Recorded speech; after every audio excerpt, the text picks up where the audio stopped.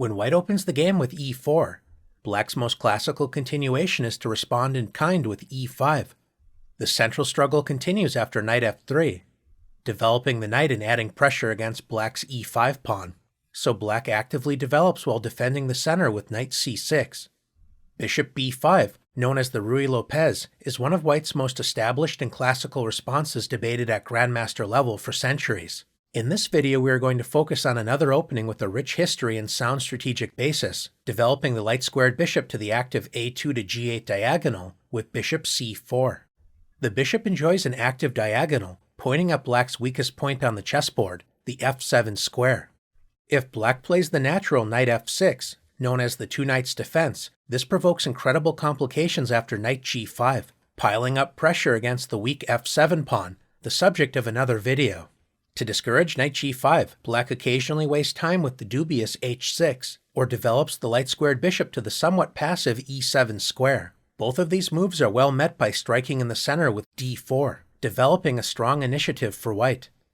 We're going to focus on black's straightforward, solid response bishop c5, actively developing the dark-squared bishop and fighting for control over the d4 square. Notice that knight g5 is not possible, as this would simply hang a piece to queen takes g5. If white decides to play d3, supporting the center and opening up the dark-squared bishop, this can be met by the natural developing move knight f6. There is clearly nothing wrong with white's solid d3 move, but white is mistaken if it is followed up by knight g5, intensifying the pressure against f7. When you first see this line as black, it can feel pretty intimidating, but black has nothing to fear after castling the king. The point is that if white continues with the premature attack knight takes f7, after rook takes f7, bishop takes f7 check, and king takes f7, black's king may feel a little exposed. But where are white's attacking pieces? White has wasted time to exchange two minor pieces for black's rook and pawn. Although this exchange may be considered approximately equal from a materialistic perspective, the quality of black's pieces promise a more comfortable game. Black already has three active minor pieces developed, enjoying a significant advantage in time. During the early phases of the game, the knights and bishops are easier to handle, as it takes some time for the rooks to find open lines for development. One basic plan for black is to complete development with d6, supporting the center, and allowing the light-squared bishop to enter the game quickly with bishop e6 or bishop g4. Black's rook may visit the f8 square, so that once the king returns to g8, black's rook can enjoy activity down the f-file. This impatient approach is not a good choice for white. When beginners take their first steps in the game, they are advised to rapidly develop, castle quickly, and focus on controlling the center. Countless games have been played in the following way: knight c3, knight f6. Both sides have dutifully developed their minor pieces toward the center. This is usually followed up by quickly castling. When white plays d3, supporting the center and possibly preparing a pin with bishop g5. Sometimes black follows suit with d6, but may also decide to prevent the pin with h6. White may confront black's bishop with bishop e3. Notice that white is not afraid of allowing doubled pawns with bishop takes e3. F takes e3. White's e3 pawn helps support the center, while also opening up the f-file for white's rook. When appropriate, this pawn may also help white expand in the center with d4, so there's a lot more to this story than assuming white simply has weak doubled pawns. Rather than capturing on e3, black can maintain the tension with bishop b6, encouraging white to capture on black's terms with bishop takes b6, opening up the a-file for black's rook. White may continue with the plan of general development with queen d2, supporting the bishop and connecting the rooks, when black may follow in similar fashion with d6, possibly preparing to activate the light-squared bishop with bishop g4.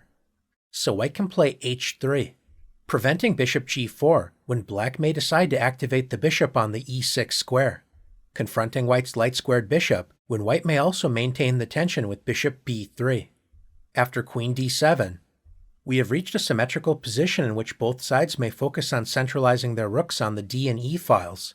This is a common way for both sides to play with a basic understanding of opening guidelines. Perhaps you've seen or even played a game or two yourself in this variation.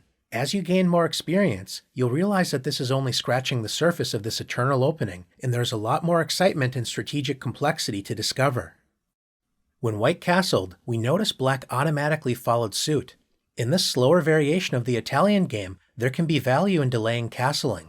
Now that white is committed to kingside castling, black can remain flexible by playing d6, supporting the center and preparing to activate the light-squared bishop.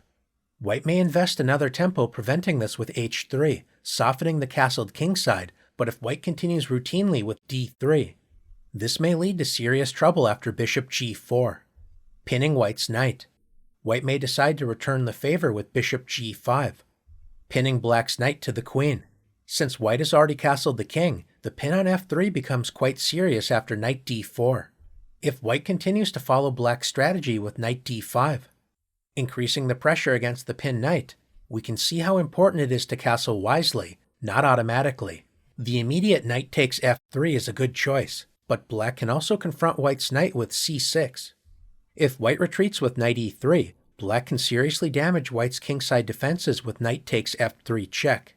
But if white decides to double black's pawns with knight takes f6 check, g takes f6.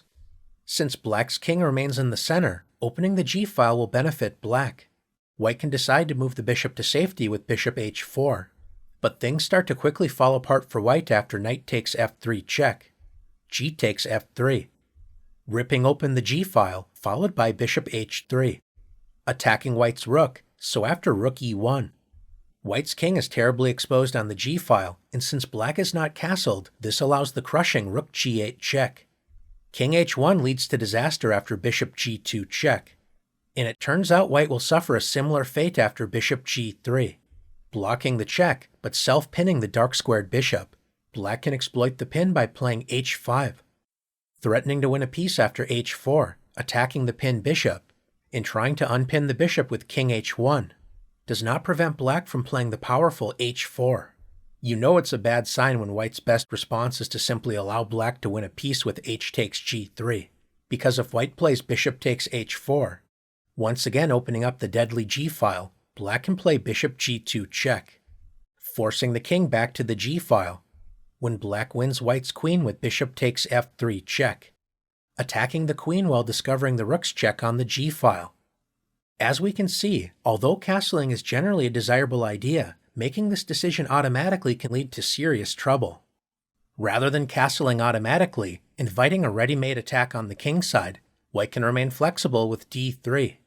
When playing these positions as black, it's generally a reasonable plan to wait until white castles before committing the king to a particular side of the board. A flexible response is to simply play d6, supporting the center and waiting to see how white will continue. Instead of castling immediately, when bishop g4 may prove quite annoying, white can be the one to first deliver a pin with bishop g5. Black should not automatically castle, as this would lead to similar problems we just examined with knight d5, preparing to damage black's castled structure. Black can challenge white's bishop with h6. If white decides to surrender the bishop pair with bishop takes f6, queen takes f6. Notice that knight d5, attacking the queen while threatening a fork on c7, is well met by queen d8. Now that there's no longer a knight on c3, white may focus on playing c3, preparing possible queenside expansion with b4 and a4, or support striking in the center with d4.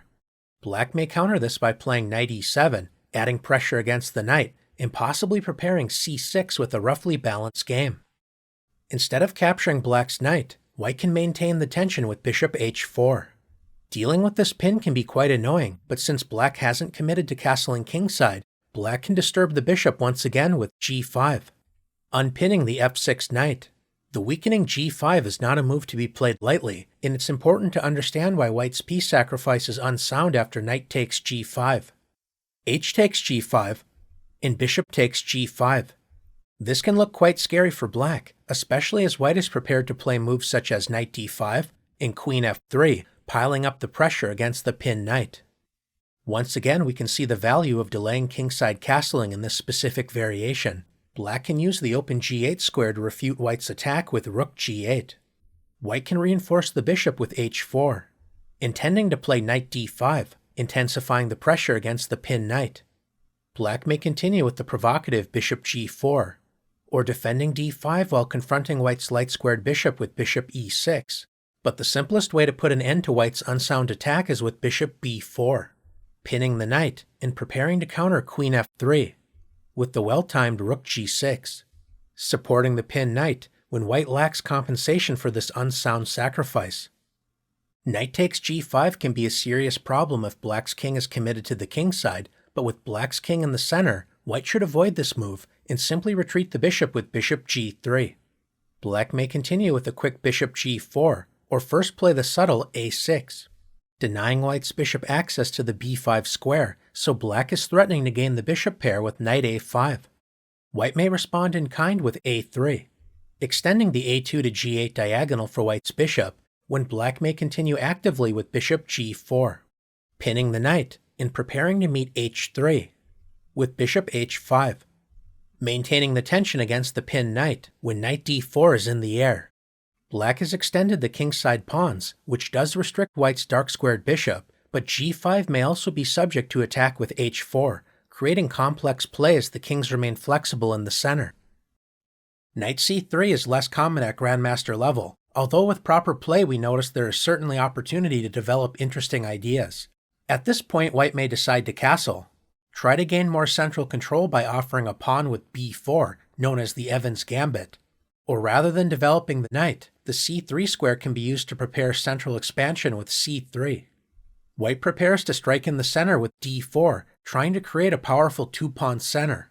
Black typically continues by developing the kingside knight and adding pressure against white's center with knight f6. Instead of defending the e4 pawn, if white is in the mood to provoke immediate complications, then white may continue by striking in the center with d4, confronting black's center. In order to hold the balance against this opening, black must respond energetically, starting with e takes d4, c takes d4. White's two-pawn center can prove quite dangerous. Now that black no longer has a pawn on e5, passive play may allow white to simply push black off the board by advancing these pawns forward, harassing black's knights. It's important to play as actively as possible with the disruptive bishop b4 check. We've reached a complex position, and several videos could be devoted to white's various options. In this introductory video, we'll briefly mention that if white blocks the check with bishop d2, the interested viewer can explore the tactical consequences that follow after knight takes e4 and bishop takes b4. But a solid place to start is bishop takes d2 check. White can recapture the bishop and support the e4 pawn with knight b takes d2. It's important that black does not casually castle or play a passive move, allowing white to stabilize the dangerous two-pawn center. Whenever possible, black should stake claim in the center with the pawn thrust d5, attacking white's light-squared bishop and breaking up the two-pawn center. After e takes d5 and knight takes d5, white now has an isolated d-pawn, but enjoys a lead in development. Now that the center has been opened, both sides should not grow too comfortable leaving their kings exposed in the center. Castling kingside is a natural path for both sides to explore. Another dynamic option to consider is queen b3, creating dangerous pressure against black's center as well as the kingside, which is well met by knight a5, provoking sharp play. If white is not interested in exchanging bishops, one option to play is knight b to d2. This invites sharp complications if black is interested in playing knight takes e4, taking advantage of the pinned knight, and preparing to strike in the center with d5. So in response to knight takes e4, white is prepared to first play d5, grabbing space and trying to secure a significant lead in development. Once again, as you're starting out in the Italian, whenever possible, black's most reliable option is to strike in the center with a well-timed d5, breaking up white's two-pawn center when both sides will focus on castling and completing development. The Italian opening has a rich history, and analysis from the year 1620 is still relevant today. An active way to respond to the check is with knight c3. White does not obstruct the dark-squared bishop with this choice, once again threatening to advance the central pawns.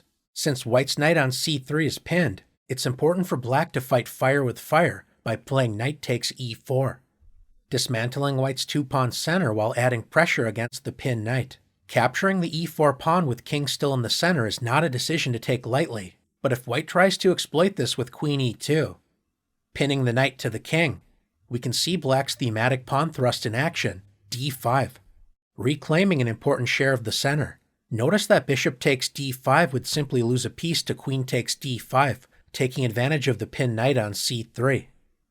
Instead of pinning the knight with queen e2, we can time travel back to 1620 when the Italian analyst Greco suggested kingside castling. White is sacrificing material in order to rapidly develop, building a potentially dangerous time advantage. In one of Greco's examples, we can see an extreme case of material versus time, starting with the natural-looking knight takes c3. B takes c3. Black should strike in the center with d5, but it's tempting to grab another pawn with bishop takes c3. White has already sacrificed 2 pawns and is only getting started. Bishop a3 is an interesting option to explore, but Greco preferred queen b3, attacking the bishop while creating a dangerous battery against the f7 pawn. Once again, d5 is necessary to counter White's initiative and try to catch up on development, but after Black captures the rook, Black has accepted everything offered and is now completely losing. White's advantage in time is overwhelming after bishop takes f7 check, king f8, bishop g5, attacking the enemy queen, which is nearly trapped. Black tries to defend the queen with knight e7, capturing Black's bishop on a1, or attacking the pinned knight with rook e1 certainly are possible options, but Greco emphasized the coordination of his powerful pieces with knight e5. Bishop g6, threatening queen f7 checkmate is one interesting idea. And now that there is no longer a knight on f3, White is prepared to play queen f3, aligning with the enemy king, when Black's undeveloped forces and weak king are no match against Greco's powerful piece play. Instead of capturing the knight with knight takes c3, a more reliable option for Black is to play bishop takes c3.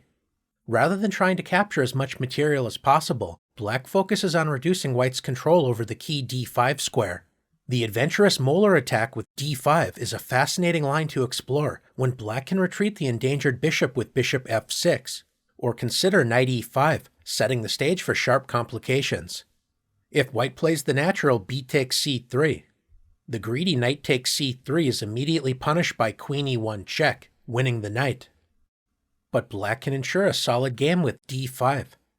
Black has successfully established a strong central presence, preparing to meet bishop d3, with kingside castling.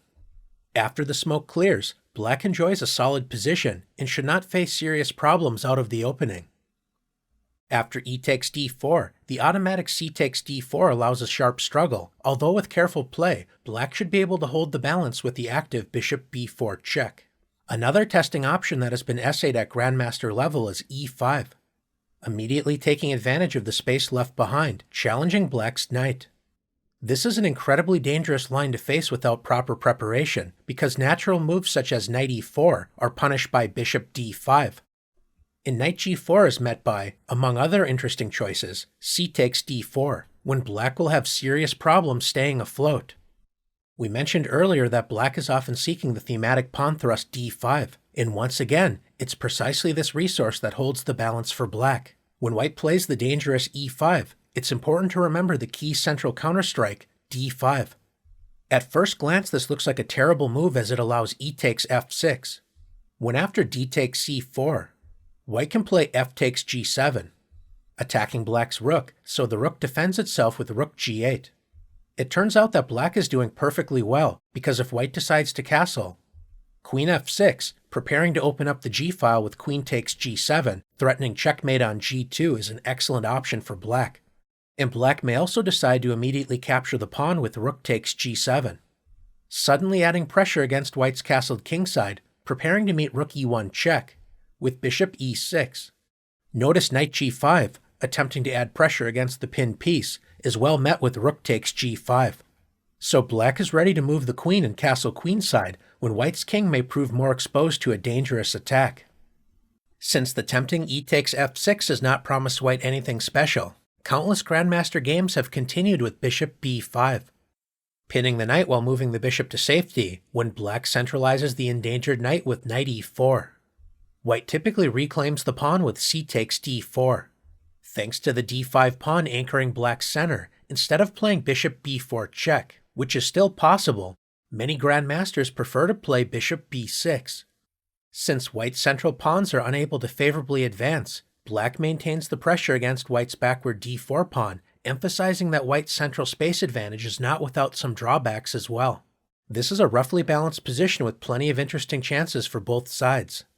The Italian is a strategically rich opening, and although c3 appears to prepare d4, white may also decide to avoid these forcing, concrete lines by defending the e4 pawn with d3. Many grandmasters have revisited the Italian game, especially as the Berlin defense and martial attack have caused their fair share of headaches for white in the Ruy Lopez. It may seem strange to combine c3 with d3. Just because white played d3 doesn't mean d4 isn't still a possibility, and white will often seek to expand in the center with precisely this move once white has completed development. For example, after d6. With the knight on c3, we learned how automatically castling can quickly lead to disaster with careless play. Even though the knight on b1 appears restricted with the pawn on c3, this can actually favor white. There are no shortage of ideas to explore, including bishop b3, the immediate knight b to d2, and in this case, white can comfortably castle. If black decides to pin the knight with bishop g4, thanks to the c3 pawn, this is less dangerous as black is unable to add more pressure against the pinned knight with knight d4.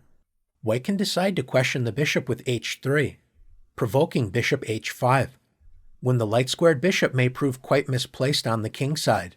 One theme to keep in mind is the space-gaining a4. If black isn't paying attention, then b4 followed by a5 will trap black's bishop. In response to a4, a6, or a5 both have their pros and cons. Let's say that black plays a5, grabbing space and discouraging b4 at the expense of weakening the b5 square. We can now see white's queenside knight enter the action with a thematic maneuver, knight b to d2. After black castles, white can centralize the rook with rook e1, preparing to complete the queenside knight's instructive journey after queen d7. With knight f1, white's knight prepares to find activity on the king side, so if black plays h6, preventing bishop g5, white can play knight g3, attacking the light-squared bishop, so after bishop g6, the light-squared bishop is restricted by white's pawns.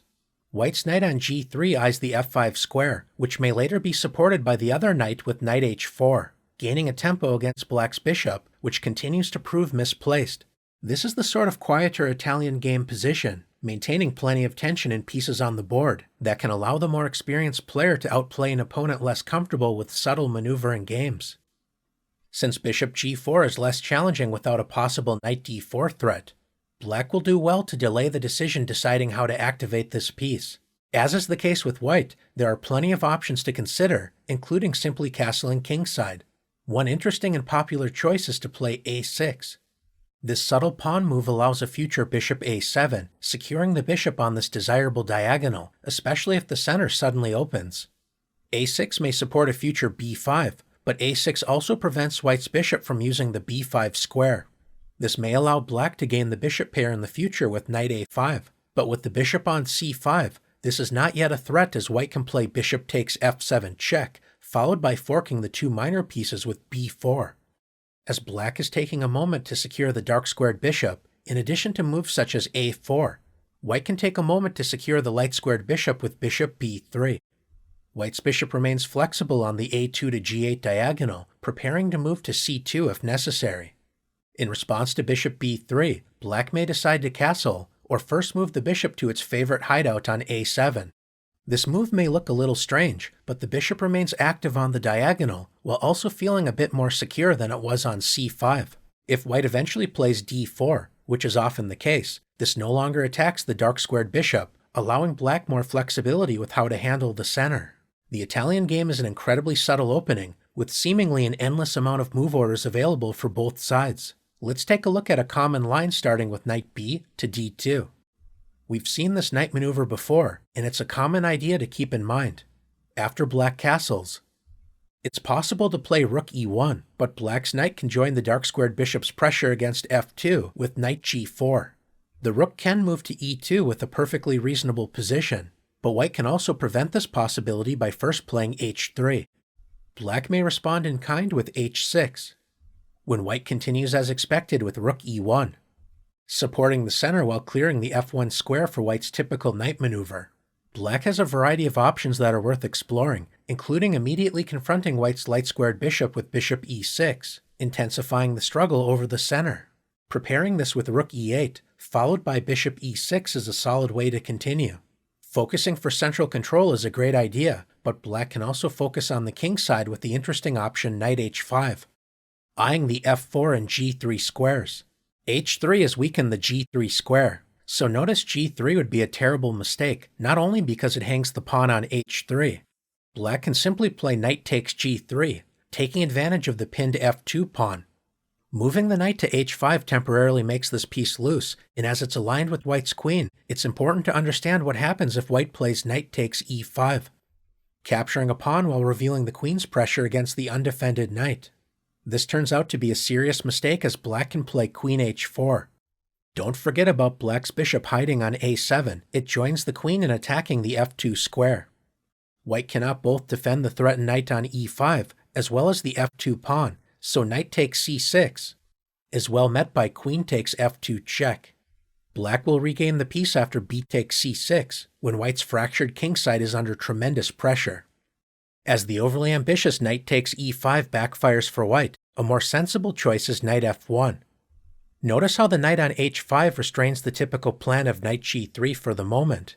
In some cases, the knight may move to h2, supporting the other knight, as well as eyeing the g4 square. The knight also helps support bishop e3, which we'll see in a moment. Black's knight on h5 does not want to linger on the square forever, often preparing to leap into the f4 square. We see these ideas in action after black's typical continuation, queen f6, supporting the center while also preparing knight f4. White continues developing and fights for central control with bishop e3.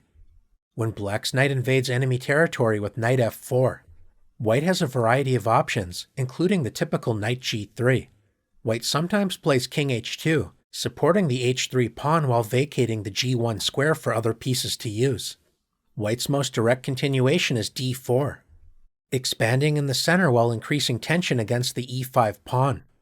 Since black's queen supports e5, this allows black to play the instructive maneuver, knight e7, preparing to support the king side while also opening up the c7 pawn. In some cases, black tries to play c6, preparing d5. But another idea is to strike against white's two-pawn center with c5. Now that black's knight is no longer protecting g3, this is a good moment to continue with knight g3. When black also completes a useful knight maneuver with knight e to g6, supporting the center, the other knight on f4, and possibly considering a future knight h4 if it proves desirable to offer an exchange of knights. White can grab more space on the queen side with a4, but another instructive option is bishop c2. It may appear strange to move this bishop to a seemingly less active diagonal, but it serves an important role. The bishop supports the center, as well as a future knight f5, increasing pressure against black's kingside. This is a typical Italian game position filled with piece tension. In fact, we are on move 15 without a single pawn or piece capture thus far. Black can make quiet improvements such as rook e8, supporting the center, or strike against the hotly contested d4 square with c5. In this case, white can grab more central space with d5, allowing black to claim space on the queen side with c4, setting the stage for a tense positional struggle. As is the case with many quiet variations of the Italian, white enjoys a slightly more comfortable game, but black's position remains solid with plenty of chances for both sides. The Italian game is one of the oldest and most respected openings in chess. We can find beginners and amateurs playing it due to straightforward piece play, as well as central control, but grandmasters also gravitate toward this opening, appreciating its strategic complexity, as well as trying to build slight but persistent positional advantages to outplay their lower-rated opponents, and also challenge their grandmaster colleagues. The Italian can be a quieter, slower-paced maneuvering battle, but it can also embrace its romantic roots with aggressive central play that can result in quick wins against unprepared opponents. The Italian is a rich opening that can serve you for a lifetime, and as we noted, black has no shortage of interesting resources to add to the conversation. Thanks for exploring the Italian game, and best of luck the next time this opening makes an appearance in one of your games, right here on Chess.com.